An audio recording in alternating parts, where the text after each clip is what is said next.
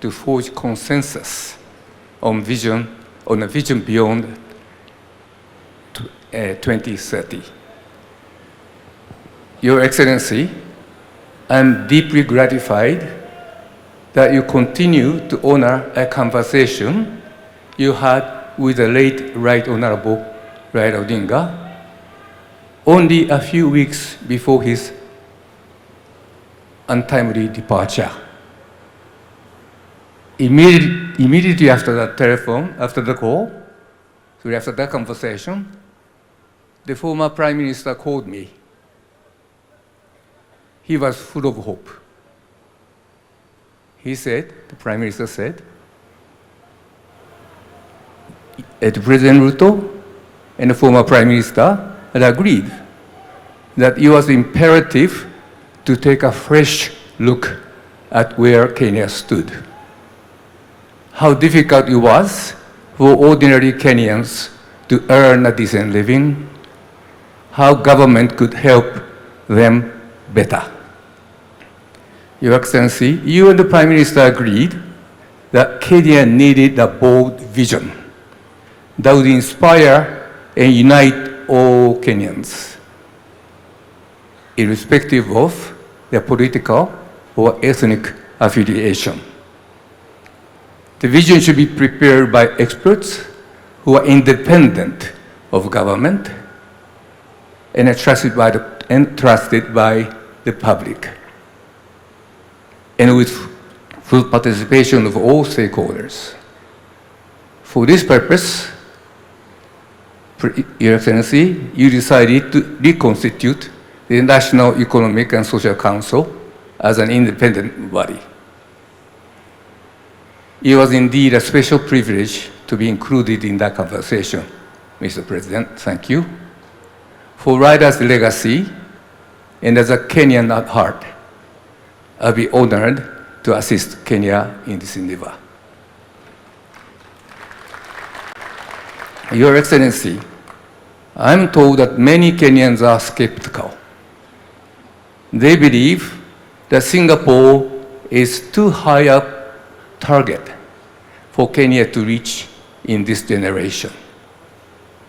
I agree that reaching Singapore's level of development in the next 30 to 40 years will be difficult. Singapore's level of income per person last year exceeded $80,000. This, in Kenya, the income was just over $2,000. Huge difference. But I would say this to the skeptics. Kenyans possess personal attributes that can power extraordinary growth. The Asian miracle was driven in important part by the strength of its people. Hard work, motivation, discipline, and cooperation. During my 5 years as economic advisor to the Prime Minister, and later as senior advisor to the then Deputy President, William Ruto, I often visited the Amref Dagaroti Child in Need project. There, children who once worked on streets received compassionate educational, medical, and psychological support, along with vocational training and opportunities in theater, music, and the arts. I was deeply impressed. Those young people were entrepreneurial, energetic, and highly motivated. And after all, they were happy despite the hardship they endured. Scientific evidence support. Can you see? Next page.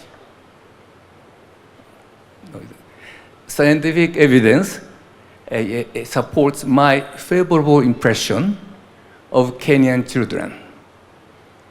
Since 2008, my colleagues, Professors Jennifer Lansford of Duke University and Professor Paul Oburu of Maseno University, have been studying 100 children and their parents in Kisumu using well-established methods of developmental psychology. Their findings show that Kenyan children are more optimistic and persevering than their peers in several developing and developed countries.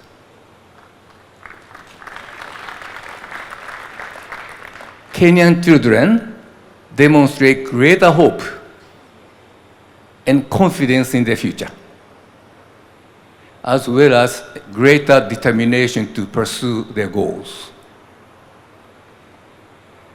Kenyan children also do well in 3 other dimensions of flourishing. Number 1, engagement. That is, being involved deeply in activities. Number 2, connectedness. That is the feeling loved, supported, and valued. And happiness. That is a great general sense of cheerfulness and contentment with life. But not all is well, of course. Kenyan children perform less well than their peers in self-management, what psychologists call self-regulation. This means they have greater difficulty staying focused on long-term goals, managing emotions under stress, exercising self-discipline, and adapting to change. Strengthening these abilities can raise productivity, growth, and employment.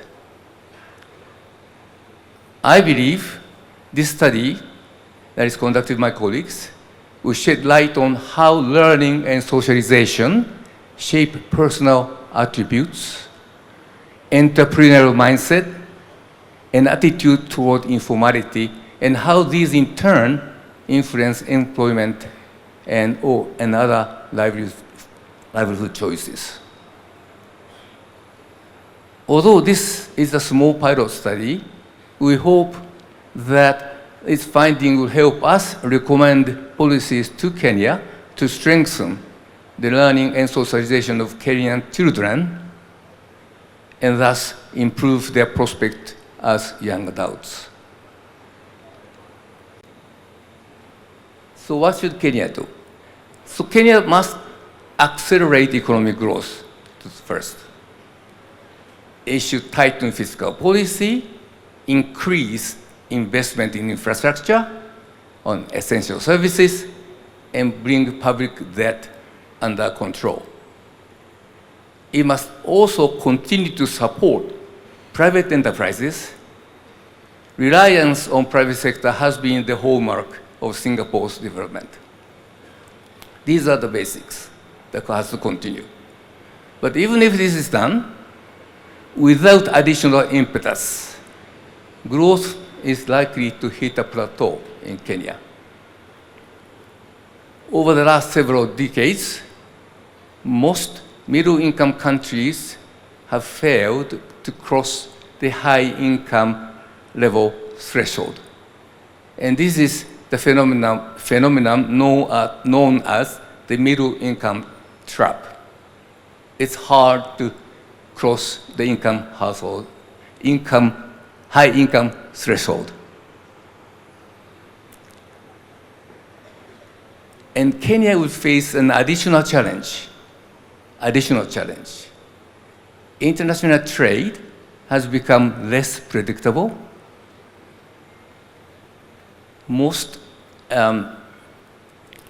sorry. And many support for many UN agencies has weakened, and development assistance (ODA)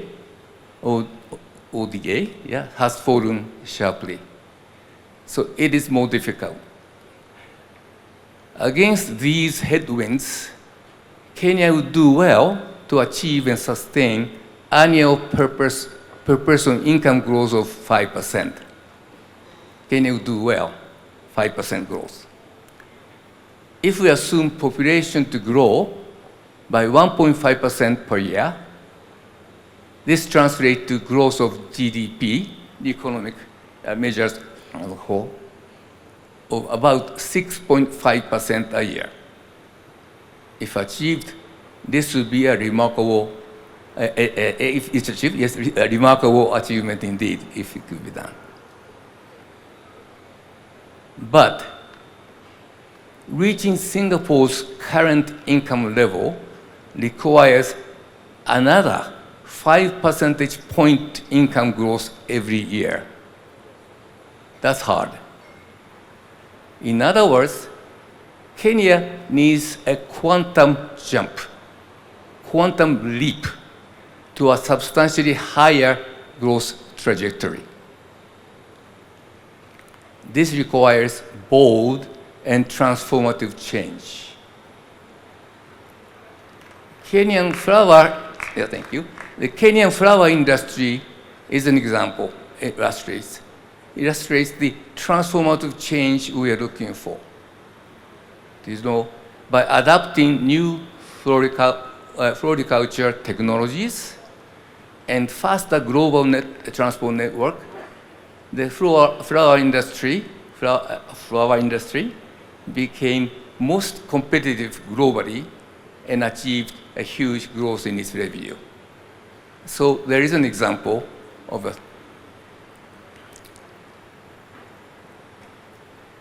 Kenya needs similar transformative changes throughout its economy and society. What could bring the transformative changes we desire? Answers to this question should emerge from the national dialogue and the work of committee of experts that I hope the President will constitute. At this stage, I would offer a few observations. First, AI, artificial intelligence, will no doubt transform economies and societies, many aspects of it. But now, at this stage, we do not yet know exactly how they will transform.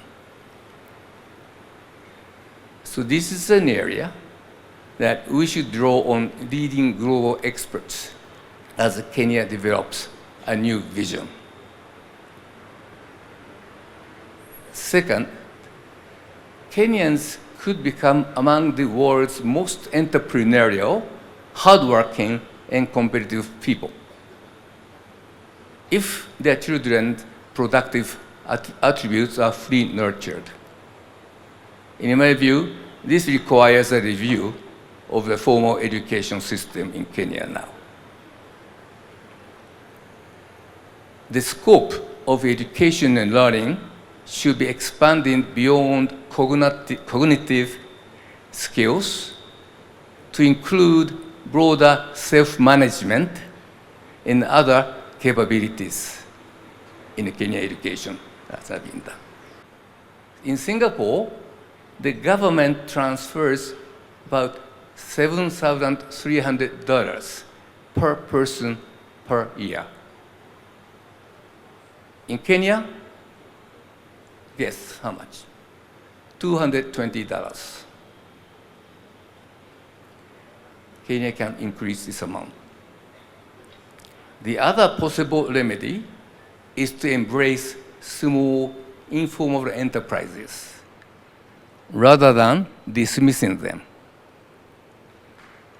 Professor Charles Piot, my colleague, and I conducted a study of informal enterprises in Kenya, Ghana, and Nigeria. The study shows informal enterprises can grow fast, especially when owners' informal characters are combined with informal ways of doing business. They can grow fast. They do not necessarily need subsidized government loans.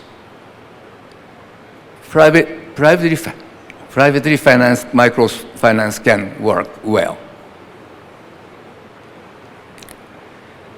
Inequality should be a central element of the national consultation. Finally, corruption damages the economy and weakens the social fabric. Curbing corruption would be a truly transformative for Kenya. Kenyans often say that government tolerates corruption, and public officials are rarely prosecuted. I agree, where there is sufficient evidence, those responsible must be brought before the courts. But citizens also have an important role to play. When citizens witness or learn of corruption, they can expose them through social media. As we saw 2 years ago, social media movements can be a powerful force for accountability. So Kenyan citizens should take active role in curbing corruption as well. The national consultation launched today will be a major asset to setting the stage for transforming Kenya to a first world economy. In this speech, I've highlighted 4 themes for the national consultation: childhood learning, support for the poor, micro-business development, and the fight against corruption. I'm confident that other important ideas will emerge through this national process. Ladies and gentlemen, Ryder dreamed of a new Kenya where ordinary citizens enjoy a decent life and look to the future with full of hope. His dream, Ryder's dream, was to empower young Kenyans to live their dreams.